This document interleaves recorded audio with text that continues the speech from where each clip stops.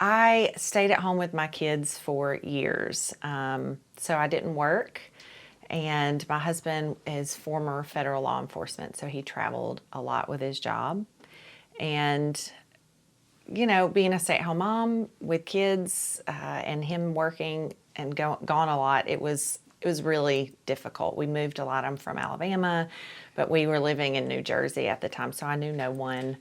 And just always kind of wondered what I was supposed to be doing. I mean, I think as a stay-at-home mom, you kind of start going like, there's got to be more than this, than, changing diapers or whatever. So I decided to really start praying and looking for something to get involved with. So I looked on Facebook, and a friend of mine was posting things about Africa. And I called him and asked him about it. And it was an organization that a former genocide survivor from the 1994 genocide in Rwanda had survived, and he had come to America on a track and field scholarship. So they decided to start a nonprofit to help the people in Rwanda, the kids like him. He really wanted to go back to his village and help the kids. So I got involved in that and just kind of went all in. Again, I wasn't working at the time, so I was really able to give a lot of time sharing about it, trying to raise money for it, just on a volunteer basis. But I was really passionate. I wanted my kids to see the importance of giving back. And then we moved to Virginia, and my husband was still traveling, but we decided to put our kids in private school. And so I really needed to work to pay for private school. So my husband said, well, I had gone to school for interior design, and he said, you need to maybe call our friend down the road who was an interior designer. So I went to work for her for a year, and that was wonderful. It reignited my passion for what I loved and what I've loved since I was a little girl, which was doing design. And then after about a year of that, my husband's job was just so demanding. I felt like I was being pulled between mother and career, but my kids always win. So I felt like I wanted them to always get the best of me. So it was hard to give up that job because I loved it so much. But again, I needed to be mom. And so I actually went to work for my children's school for a year, and that was great. I met amazing people. It's wonderful. But when you're a creative and you're doing administrative work, it was super challenging because while I'm an organized person, I wanted to be doing creative things. So, but I believe God's plan always works out. So I just kind of threw myself into that. But I was having a lot of health issues. And I feel like I'm jumping here and there and everywhere, and it will all come together soon. The story's a little over the place. But went to have surgery. I had been having a lot of issues. And so I'd had successful hip surgery on my right hip in 2013 in New York. And really thought maybe by doing the left hip it would alleviate a lot of my pain. So went and did that, and it did not take well. So I went from thinking that was going to help to actually going backwards and wondering if I would be able to work again. And the financial strain obviously was a lot since I had to quit my job. So it was just a really long, it's about a year recovery, but at this point it turned into more like an 18-month recovery. And my husband said, well, you should, you can either, why don't you go on disability because we have to have something. And I just, not that some people have to do that, but I just, nothing in me, oh, and I'm hitting my mic, sorry. Nothing in me felt like that was the right thing. So it really felt more like it was time to take a leap of faith to do something. So my husband said, you do interior design, it's what you always come back to. So why don't you start your own interior design business? I didn't really believe I could because I really thought it's been too long. I've, stayed at home with my kids so long. but I decided to take a leap and go for it. So I started my business. It was I think the day after Christmas, 2018. I bought my LLC and kind of went all in and just started doing it word of mouth. But the one component that I wanted to change was I didn't just want to do design and let that just be it. I loved, this is where it comes back, Rwanda Children, the organization I had been working for. I really wanted to be able to give them just some benefit because of what I was being blessed with. So I decided to really combine it in the sense that whatever I give, I would just give a portion to them, and that I would use my voice to share the story and the mission that we have. And it's really interesting, when I told my business consultant about it, when I was starting the business, he just said, he just said, nobody cares. Nobody cares that you're doing that.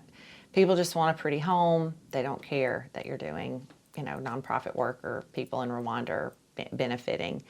And I kind of just thought, well, I care.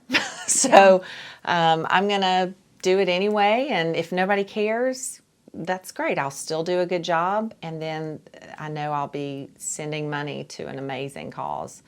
And what I found is actually people do care. They hire me for the design. And then when I'm able to turn around and show them kind of really the things that we're able to do with just that small amount, it really inspires them. I've had clients who, once the project was over, they're so thrilled with the results and they're so happy with the experience that they've even donated to that cause on behalf of my business. So it just feels like it's just this beautiful, I'm able to really embrace really everything that I love, which is helping people, doing design, and helping the people in Rwanda. And I guess coming back to my health issues, it's taken a really long time, but I just one step at a time, I was able to get better. And, it's a continual thing always when you've got issues. But it was a leap of faith that I really kind of felt like God wanted me to take, and I took it, and I've been able to do it, even when it's not been easy. So that's the long version. No, it's a beautiful story. So tell me about your kids. I have two boys, Okay. 19 and 13. And the oldest is going to Nova right now. He's decided, he thought business, and now he's changed his major, which is why we wanted him to do Nova. Yeah. And so he is now going to do kinesiology. So it's really neat. In fact, I told him this morning when he saw me working out, I said, when you get your degree, you're going to be able to tell me ways to even continue to get healthier and stronger and better. So, and then my youngest is 13, and he's more of my art, creative spirit, like me. He's so much like me. So yeah, he loves rock climbing. He's more, he loves being outdoors. So definitely a full boy mom. I totally embrace it, and I love it. Now, have they said anything about, at any point in your journey where you've reflected back and thought like, okay, I'm doing things right? Yes. I think that's the hardest part of it as a working mom is while you're moving forward, but I think the whole time you feel like you're making it up as you go almost, and you're hoping you're keeping those priorities balanced. Well, I'll even say last year. So last year was a really tough one because we pulled our son to homeschool him. I did homeschool 1 year when my oldest was 6 and quickly knew that was not my role. But we felt like it was really good for my youngest last year. So juggling working, I have a home office. So juggling that, it was a virtual co-op. So he did really well. And both of my boys are self-starters. And I'll say too, my oldest, when I first started going to work, I think being a mom when I wasn't working, every problem my children had, I was right there to help. And I really felt like that was my role. But I think the most beautiful thing was when I noticed when I started working, even though I had the guilt of, am I giving them everything they need? Am I doing a disservice by not being able to do everything that I used to do? But I noticed my oldest started needing me less and less. And not in a, I don't need my mom, but he started, there were times I had to literally say, buddy, I can't help you right now. I need you to figure this out. You really are smart enough, and I need you to do this. And I've watched him now. He started his own business, when he was, 14. He started his own lawn business. So I've watched him kind of take ownership of things more. I've watched him work hard for things. I mean, the value of $1 is one thing my husband and I have really tried to teach our boys, because it's hard work to be successful. And it ebbs and flows. So it's just been good to see, yes, my oldest has taken it as I've watched him become more independent, more self-aware, and self-confident. And my youngest really kind of took that too. He would say, well, I want to make my own money. So he would go grab all of his things from his room and put a table outside and try to sell his toys to the neighborhood children. So I'm always, it became a problem. Some of the parents were like, he keeps coming to sell. I think our kids have bought all of his toys at this point.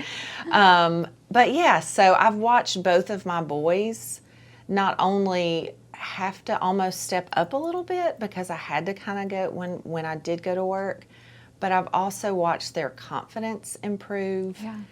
I've watched them say they're proud of me. Okay, and this is when I almost get choked up. Like even recently when I just relaunched a new website, and when they saw all the pictures, I guess I assume they know what I do, but when my youngest especially, who's the creative, saw all the photos, he was like, you did that? Mom, you did that? And it was just, again, that he was very proud of me. So again, there's always that mom balancing act with work and making sure you're there for your kids. But this was why I loved having my own business. It allows me to make the call, and I don't have someone else saying, no, I'm sorry, you can't take your kid to the doctor today. I'm going to take off today because my child needs me, or a friend needs me, or whatever. It allows you the flexibility to do that. So that's been a huge gift, and one thing I love about running my own business. And something you might not notice yet, sounds like you kind of do, is it's funny how we as moms are hesitant on if we are taking away from our kids. Are we doing enough? Are we being too selfish by wanting to work or needing to work? Mm-hmm. But then sometimes later down the line, we have no idea how that affected our kids in the most positive way. Yes. Where they are more independent, where they do learn how to, figure things out by themselves, solve their own problems, or even just see you as a role model to be like, oh, wow, look at how accomplished my mom is. Yeah. I don't want to just be some Joe Schmo. I want to live up to these expectations that I've set for myself. Yes, and it's been really good too, I think, the fear of starting your own business, the fear of, even if it's not starting your own business, the fear of taking on something new, and believing in yourself while you still have self-doubt. It's just really all part of it. And I think what's been so good is, I think before I had done this, it's not like I didn't know what I was talking about when I was telling my boys, you can do it, you're capable. But I think now now I feel like I've lived it, and now I'm able to pour into them, you can do this, or yes, you're nervous, yes, it's new, but you are capable. And I think that's the one thing I've learned the most is, and it's God's always brought someone into my life to speak into me when maybe I am having self-doubt or whatever, and that word capable, I just had a lot of self-doubt, and a sweet lady who was such a sweetheart. I met her at that school, so again, you think it's this, you're veering off course when actually it's really all part of it. So meeting those key strategic people to speak into you, sometimes it feels like maybe you've gone backwards, but there's always a reason. There's always a reason. And she said to me, Brianne, you are one of the most capable people I've ever met. And just that word, just those words just stuck. Because sometimes when you don't believe in yourself and someone else truly believes in you, that's such a powerful, thing. So whenever I have self-doubt or whenever, as with any business owner, you start thinking, am I enough? Am I whatever? Am I as good as I thought I was? Or you can always improve. So, all of the self-talk, I hear her, you are capable. So when things come up that seem bigger than maybe what I thought I could handle, I just go, I'm capable. I can do this. Whatever is presented, I always figure it out. I figure out the best way forward. And really, that's really what it's about. Because there's no way anyone could come into any industry and know everything at once. It's so much about learning and exploring and making sure you're doing the right thing for your client and finding those solutions to the problem. So that's the word that I use for my boys. Capable. Capable. And my oldest, who's 19 and really turning into an adult, young adult, still will call me with the panic calls. What do I do, Mom? I don't know what to say. And sometimes I'll catch myself. I'm about to tell him how to do it. And then I go, you know what, bud? You are capable of figuring this out. I really think you can do this. If you need my help, that's fine. I'll give you clues. I'll give you clues. That's right. That's right. Here's a clue. I'll speak in riddles. Here we go. But yeah, so he now is, and that one thing, I see it in him building the confidence of, I don't have to have someone else. I really can figure this out for myself. And I think on some days I'm like, man, I wish I would have known this when I was, a young mom or 20 or 18. But I really believe it's why we speak into our kids what we really, I think what we learn that we're the most passionate about is stuff that we turn and tell our kids, whether that's good stuff or bad stuff. And I think the beauty of what I've learned through all of this, during the times of am I gonna walk again? Like, how am I gonna run a business when I don't even know if I can walk? How am I gonna? It's interior design is a very physical business, but shopping, lifting, and there are still times where I come up against something that I'm like, this is going to be a lot. But it's been amazing because I also think you don't have to do this all yourself. Yeah. So that's where assistance comes in, and my contractors are all incredible. I've got an installer who is an amazing, just human, and then does just an amazing job. So every little facet where I've thought, I don't know how I'm going to do that, I figure it out. The right person comes in. The right person comes in, and I just go, okay, I don't have to worry about that. And I'm a firm believer now of I am always working to be better, be smarter, be more successful, but not even defining that as financially successful. My top priorities are, my family is first, and I always want to make sure I'm giving my top to them. And then what I found, though, is that doesn't take away from my business. It's a balancing act, and sometimes you feel like one's winning more than the other, but then you just go, okay, and there's times to pivot, but that's just because it's a moving target, and life happens. So tell me a little bit about the business structure, model, how you've been able to grow your marketing, all that fun stuff. Well, the first, like I said, I think that first year was getting my feet wet back into it and being by myself.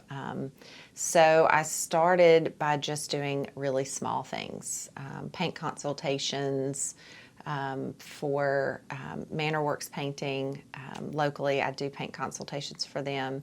So I started by doing just little things, helping someone pick out wallpaper or just hodgepodge. And just decided to kind of take that leap and start getting back into doing renovations, and found a really great contractor to work with, which is super important. So I decided to start doing that. So it's kind of been a little bit of learning, because when you go out on your own, you don't have anyone to be like, what do we do here? So I've got, just kind of developed my team. I've kept it small, again, on purpose, in the sense of my kids being still at home. So that's why I keep my home office. But getting the right team was huge for me. And I've kind of kept it, like I said, a little smaller over the past 3 years. And now that my youngest is 13, I'm like, okay, I think it's time. I think it's time now. He is at a wonderful private school this year that he absolutely loves. My oldest, they're both thriving. And so now I'm kind of like, all right. So the timing, I can breathe, let's do it. So right now, I said, let's rebrand. Really, this is kind of the time of year for design, right before the holidays. Everybody wants it done by November. And so this is really a great month. So I've been, like I said, I redid my website. I redid kind of everything.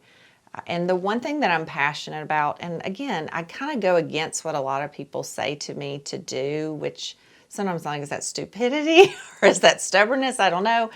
But I try to really intuitively run my business, in the sense that there are projects that maybe somebody comes to me to do, and I think it's not as much money as I would like to make, but something just tells me I really need to do this for, help this person. Kind of like the guy, your business consultant, that told you nobody cares. Yes, that's it. So again, and I've learned along the way, there's some stuff where I go, okay, I learned very quickly, I can't do this for free. It's not a charity.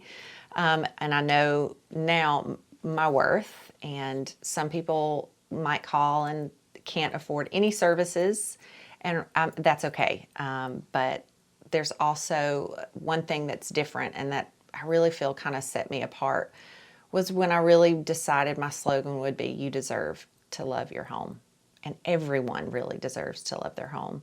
So I wanted to offer services. Obviously, my favorite is the top tier design service, where it's full service, where I come in and do everything from, picking out finishes and designing a floor plan, picking out all the selections, managing the product, kind of like the big reveal that most people, everybody dreams about, like you leave and then you come back in and your home's like, oh my gosh. So those are my favorite, because those I really get to be more creative. But I decided, again, not everyone can afford that level of service. What is the price range for something like that? For a room, it depends. It really depends on budget. If someone came to me and said, I've got a living room, a 12 by 15 living room that requires, a sofa and 2 couches and a console table and a coffee table and lighting and styling. It just depends. If they say that is, my budget's $40,000. The hardest part is telling people design fees, because I know a lot of people go, well, all you do is pick out stuff. Like, it can't be that hard, but everyone likes shopping. Yeah, that's right. You get paid but it's much harder than that. It's a game of inches. It's making sure all those finishes, go together. So, most for a full service room, I would say probably it ranges between $5,000 to $10,000 per room in design fees. Again, which most people might be like, what? That's insane. It's actually not. When you think of the hours, it's a lot of hours of work. And service isn't for everybody. Yes. It's for people that have that specific style that you're going to bring in. Yes. That want an expert to come in and make sure that it does look HGTV perfect yes. or whatever. Yes. And, and so for those who can't afford that service, I offer a service now that is where I put together a design that's from retail people, retail places that you can purchase online. So I have a software. I put together the vision board and you can go purchase the items yourself and implement the design yourself. And it's still a charge for me to do the design, but I'm not managing the whole product and project. You get to kind of put everything together. And then at the end, I always tell people, if you would, I also offer just hourly rated design service. So once it's all there, if you go, okay, I need some zhuzhing, like what do I need? There still feels like, because that's the beauty of full service design is I am hands-on from start to finish, so I make sure every little detail isn't overlooked, and it's that final styling that really makes the difference. But then for people who can't even afford the self-managed, I decided to offer a service just for an hour of consultation, which is really kind of, a lot of designers kind of shy away from that because we get paid a lot more money to do the higher end services. But I really, again, I have to be true to who I am. And I thought I want people who can't afford that full service, or even for me to pick out the product, for me to be able to go in their home and kind of guide them, kind of tell them, this is what I would do, this is what I would avoid. Move that here. So it's that, and again, it's not an inexpensive service, but for what you're getting, you're really kind of getting that trained eye, and also just that second opinion, just to give you, a lot of people just lack the confidence. Like I always say, it's like analysis paralysis. Like, I don't know what to do, and I'm stuck. So I'm just going to do nothing. I'm going to do nothing. And hate my room when I walk in every day. Yes, absolutely. So I say sometimes you just need that person to come in. So I started offering those, and I've got one client in Clifton that's just a repeat client. I mean, it's kind of like when she gets stuck. And I don't mind, I'm not making thousands and thousands of dollars off of that, but it's such fulfilling work for me to know that I'm also empowering her to make a beautiful home for her family. So again, it's very different than I think most designers run, but I'm just me. And I'm like, that's what I'm passionate about, is really making sure everybody can have a beautiful home. And again, I've had people say, you really shouldn't do that. You need to focus on one thing. But this is really, I just kind of feel like it's a little bit of everything. I don't want to just feel like I'm only helping the 1%. I really am passionate about really helping everybody, because there have been times in my life where I wasn't, we were struggling. And when someone was able to offer a service to me that was super helpful, that maybe wasn't the high tier service that I would love to have purchased, it was still super, super helpful to have somebody come in and have something that I could do. Oh, yeah. Yeah. So in terms of talking about, which by the way, I think that's amazing, because even if it's just that 1 hour consult, on a business marketing side, hopefully they are your biggest cheerleaders. They are the ones that will go and spread the word, or online will leave the reviews. So I think that it's smart from just a purely selfish marketing, business development mindset. But then for the fact that you're your own business owner and you want to be able to make those decisions of like, I want to feel like my work is fulfilling a person, a population, a demographic, a country, a group of people that need that extra help. I think that's one of the best reasons of being a business owner. Yes. Myself. In terms of consultation, so can you give me 3 tips that you find yourself saying again and again when it comes to how to create that perfect space for you? Absolutely. So there's so many. Probably the biggest thing is take your home as a whole. Don't just kind of go out shopping willy-nilly and go to Home Goods and just, I see that, I like that, let's grab this. And listen, I even have to go shopping and go like, what is the purpose of this? Where is this going to go? And I always say, even if you don't have a style per se, more and more people are getting away from a specific style. So I always, and I'm very much, the one thing I also am really big on is helping my clients define their style. So I don't begin that by saying, not just what colors do you like, those things. I would say, what do you love? Because your home, and this is even when we renovated our home over the last few years, What do you love? Your home doesn't need to be a place that when you walk in, you go like, I like that. That's fine. I found this at Home Goods for $5. Again, if it was amazing and you were like, I absolutely love it, get it. But even if you can't do it quickly, it is so much wiser to do things slowly over time. As women, that drives us crazy, but purchasing with intention is probably the best thing. So, and not after the fact. It's not after the fact that, you go to Crate and Barrel, you get a $4,000 sofa, and then you get it home and you realize it's way too big for the space. Take the time to really make sure it fits, take measurements. That's probably the biggest thing. Don't rush it. That's where I come in. If somebody wants to rush it, that's what I do. I come in, we figure it out, we get it done, and then, in a few weeks or a few months, it's done and it's beautiful. But if you can't do that service, it's taking it a little at a time.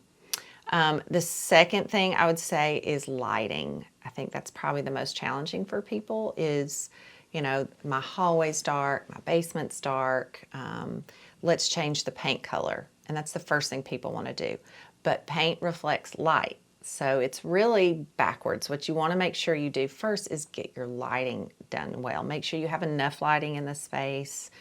Make sure your bulbs, I think the biggest thing, and it depends. Some people love that kind of warm glow kind of when you walk in a room.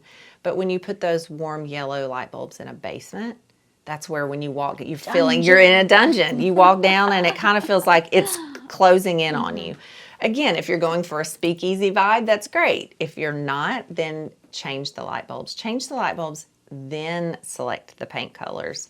And I would say third, goodness, the one. Which, by the way, I've never heard that, and that's so brilliant. Even when you go into like the Home Depot, Lowe's, they've got the different light bulbs. Yes, and you can see how it's looks a whole so different world, yeah. and it's very nuanced. It's very challenging. So it's not as simple of just like go get bulbs. But I always say keep your lighting consistent through your home as much as possible.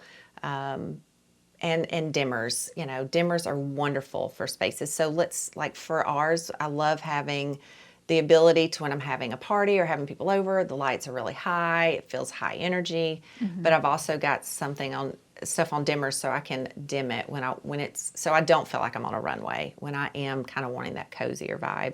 So dimmers, light bulbs probably make the biggest difference. Do that before you pick paint. And I would say maybe I'll end with maybe the third one is paint colors. Paint colors are tricky. There are some people go, it's just paint, and some people have panic attacks about painting. So I would say paint is not something to get so emotionally involved with. It can really stress people out. So I kind of use this analogy. It's, if you get a paint deck and you see hundreds of colors, it's super overwhelming. If you look at that paint deck as you're looking for your spouse and there is only one in there and you have to find that one spouse or that one paint color, and until I find that one paint color, it's going to be terrible. That's just not the case. The thing is, there are many paint colors that would look beautiful. It all comes back to, what are you going for before I paint this wall? What is the end result? It's more like ice cream flavors. Yes, right? It's flavors. Absolutely. I would say, because I'll even show, I'll show someone 4 or 5 colors and they'll say, which one do you like best? I'm like, it's not my house. Yeah. I love, all of these are beautiful. When you see these colors, which one do you see and you go, I love that color? Because all of these will work right here in this space. It's your home. What do you want to do? And then test the paint color. Always because those little ones are great. I mean, the paint decks, but they've got free, a lot of times Benjamin Moore and Sherwin-Williams and a lot of places will have larger samples that you can purchase or even get free and put it on the wall. Those samples are better just so you don't have to go get the quart of, and just have a gajillion. The funniest one I went to, and this was right when I started my business, I say it looked like a paint murder scene. I went in this lady's house and that was right when kind of grays were really at the peak. Yeah. So she was like, I want a gray that brightens the space.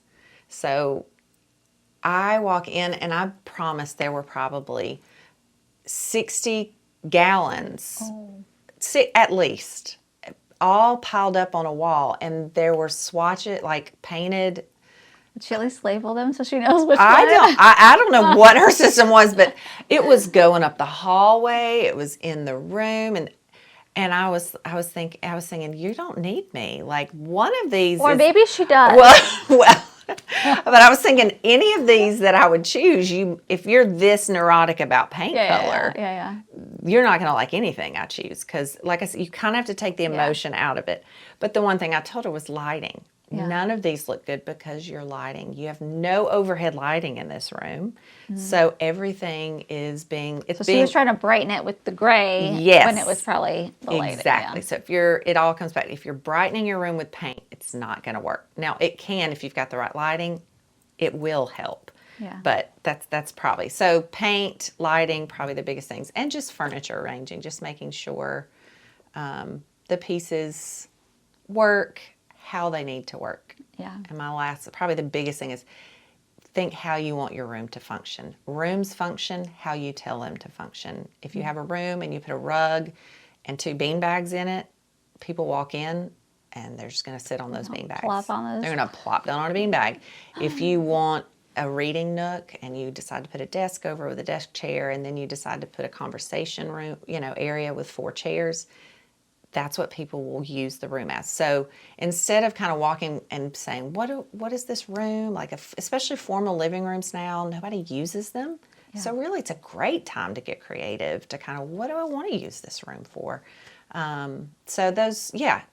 Your rooms will function how you tell them to function. And that's totally true. I just recently updated my bedroom, and I wanted it to be more like in the evenings we go to bed early, but I want us to like hang out as a family. Yeah, yeah.